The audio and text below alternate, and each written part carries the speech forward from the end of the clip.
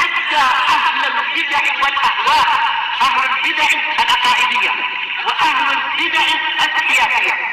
أنا أقول بيننا وبينكم السلف، بيننا وبينكم الكتب، كان فيقول البدع بيننا وبينكم.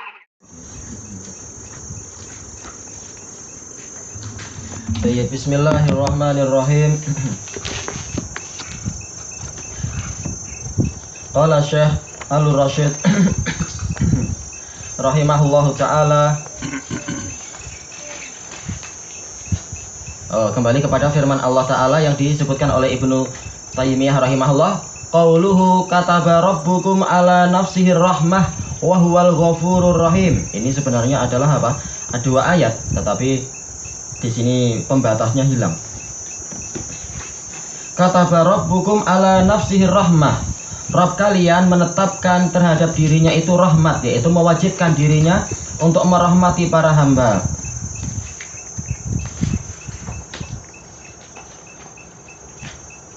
Di dalam surat Saba, bukan dalam surat Fatir.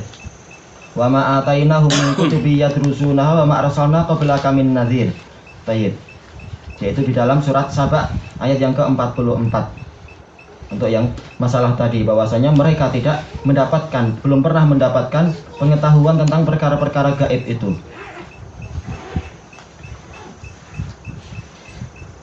Dan perkara gaib hanyalah di tangan Allah Ta'ala semata. Qal aujabaha ala nafsihil karimah. Allah mewajibkan rahmat terhadap dirinya yang mulia, yaitu Allah mewajibkan dirinya untuk merahmati para hamba. Tafaddulan minhu wa ihsanan, sebagai bentuk karunia dan kebaikan yang datang dari Allah. Tidak seperti yang diyakini oleh orang-orang Mu'tazilah yang mengatakan Allah wajib merahmati hamba yang bertakwa dan Allah wajib menyiksa hamba yang durhaka. Tidak ada seorang makhluk pun yang mampu memberikan kewajiban kepada Allah, tetapi Allah yang mewajibkan pada dirinya sendiri apa yang Dia inginkan.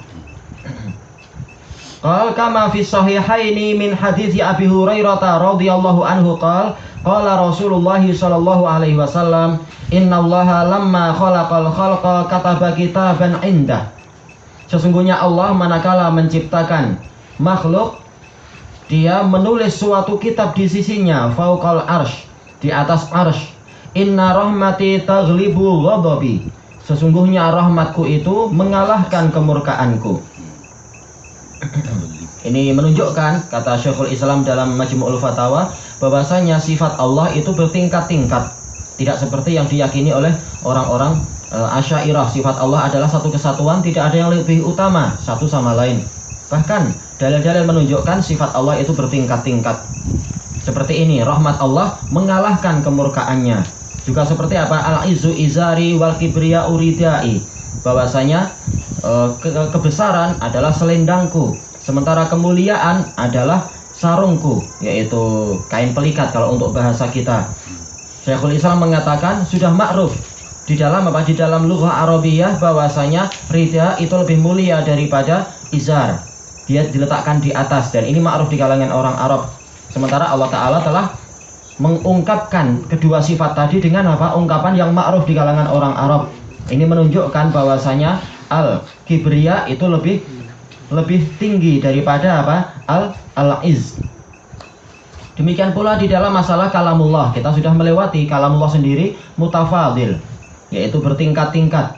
Ada yang surat yang paling utama, ada ayat yang paling utama, dan seterusnya. Walaupun semuanya adalah sempurna dan bagus. Hadis ini tadi diriwayatkan oleh Al-Bukhari di nomor yang ke 7404 dan Muslim nomor yang ke 2751 dari Abi Hurairah. Dan ada iskal tentang masalah ini. Yang ma'ruf di kalangan ahlu sunnah wal jamaah dan kebanyakan muslimin adalah arsy itu adalah makhluk yang paling tinggi. Arsy itu adalah saqaful alam dan tidak ada makhluk yang di atasnya. Betul-betul dia adalah paling tingginya makhluk. Di atasnya adalah Allah Ta'ala. Sekarang bagaimana dengan pembahasan ini?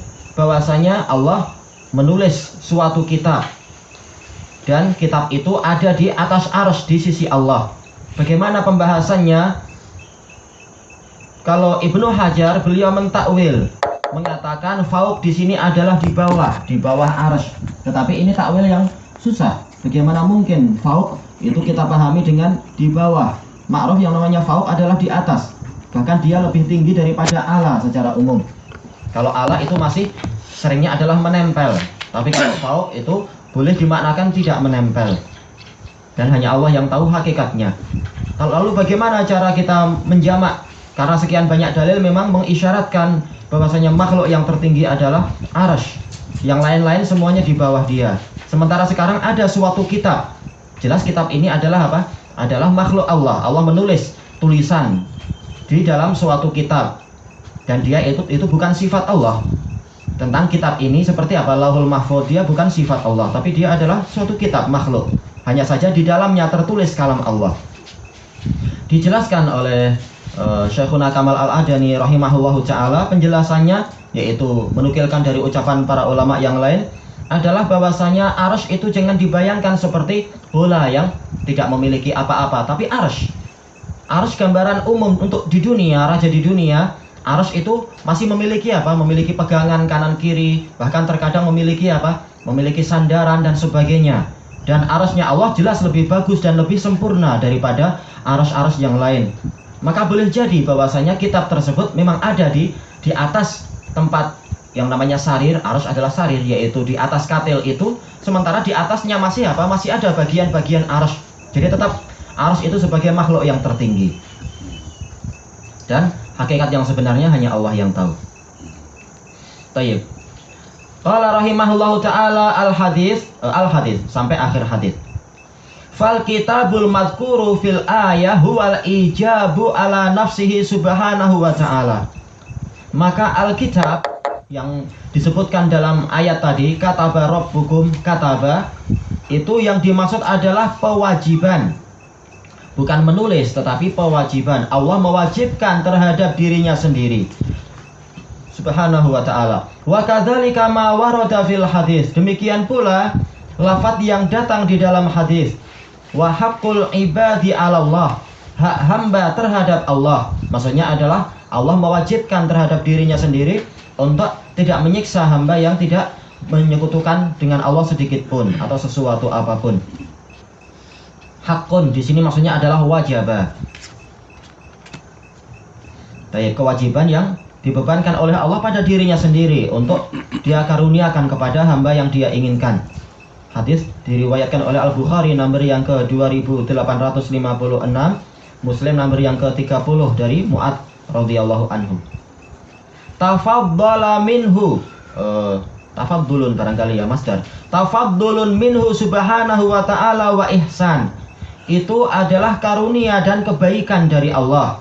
Bukan hamba itu mampu memaksa Allah dan mewajibkan Allah demikian dan demikian. Wa illa, karena jika tidak demikian kita memahaminya, falaisa lil abdi haqqun wajib. Hamba itu tidak memiliki suatu hak apapun yang wajib Allah tunaikan. Bahkan walaupun kita beribadah sebagaimana ibadahnya Nabi, itu belum cukup untuk memenuhi karunia Allah, untuk memenuhi syukur kepada karunia Allah. Memang tidak cukup.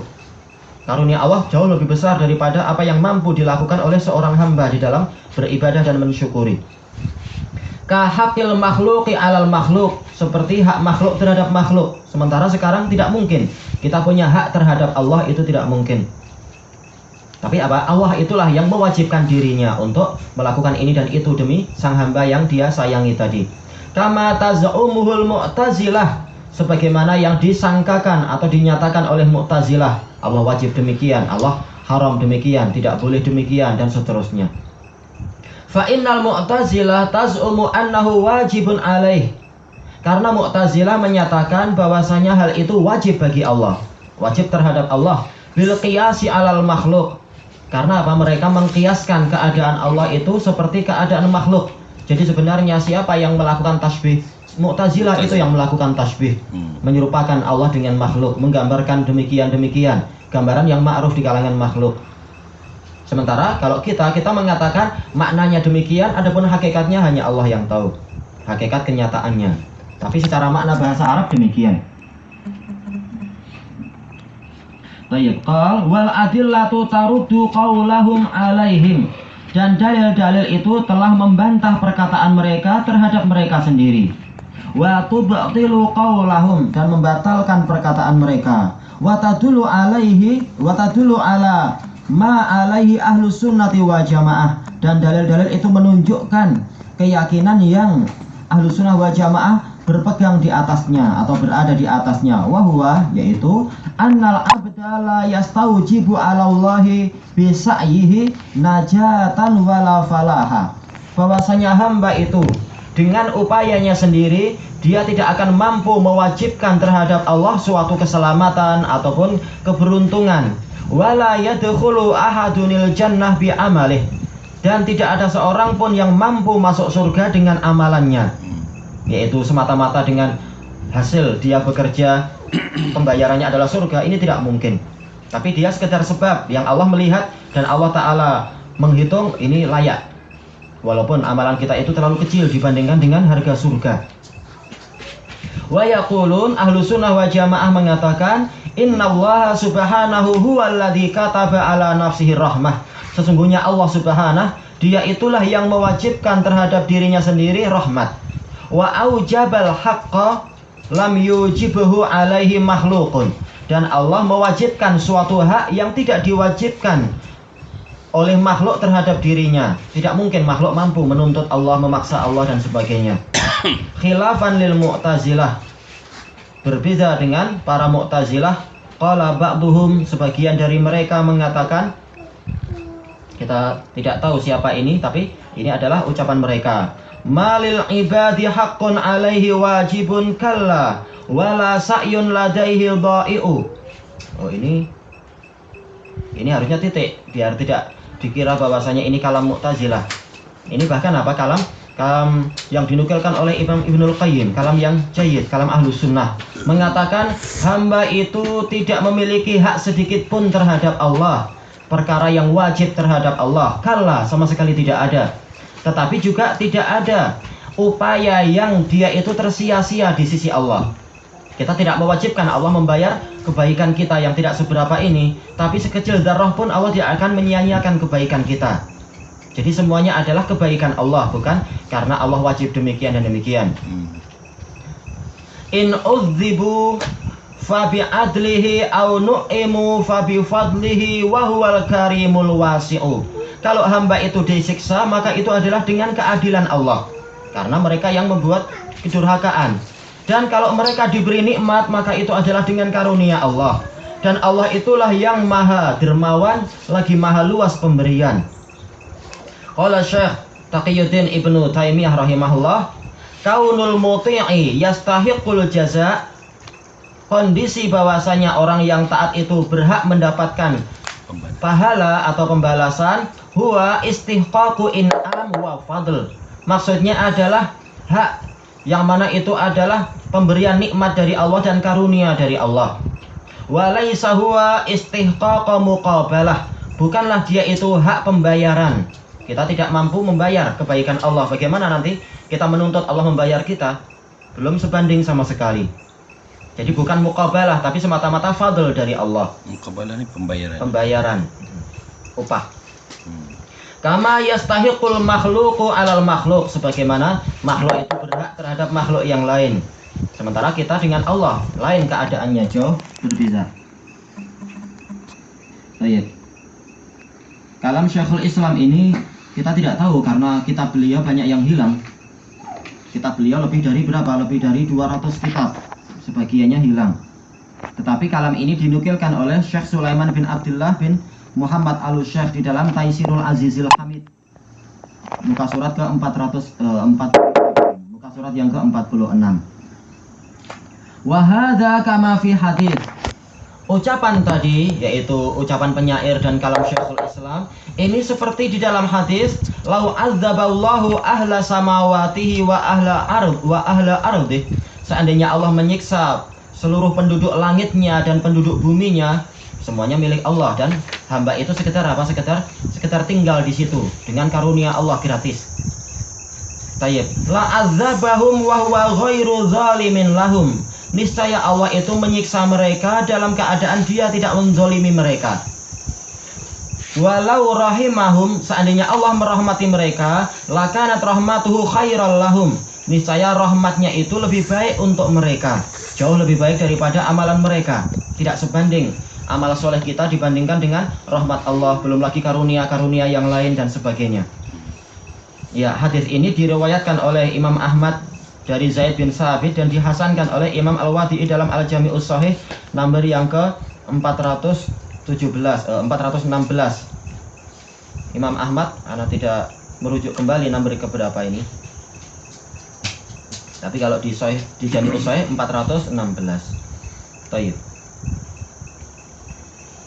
Wal hadisul mutaqaddim, dan juga berdasarkan hadis yang telah lalu, laisa ahadun minkum yadkhulul jannah bi amalih.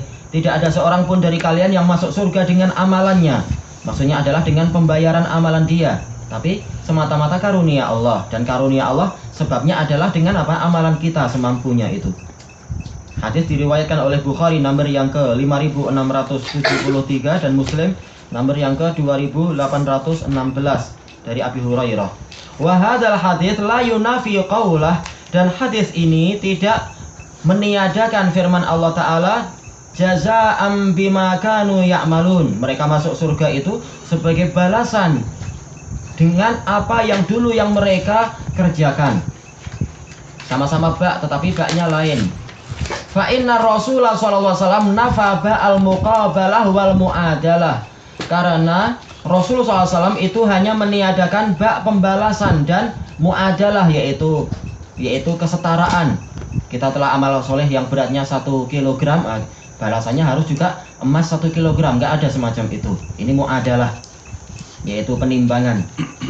Muqabalah pembayaran. Wal Quran asbata ba'at tasabbub. Sementara Al-Quran menetapkan ba yang menunjukkan sebab. Memang disebabkan amal soleh maka kita masuk surga. Fal manfi istihqaquha bimujarradil a'mal. Maka yang ditiadakan oleh Rasulullah SAW adalah yaitu hak seorang hamba dengan semata-mata amalan dia. Tidak cukup untuk mensyukuri nikmat Allah, belum lagi sebab untuk masuk surga, belum. Yaitu tiket untuk masuk surga itu belum. Syukur dari nikmat Allah aja belum selesai.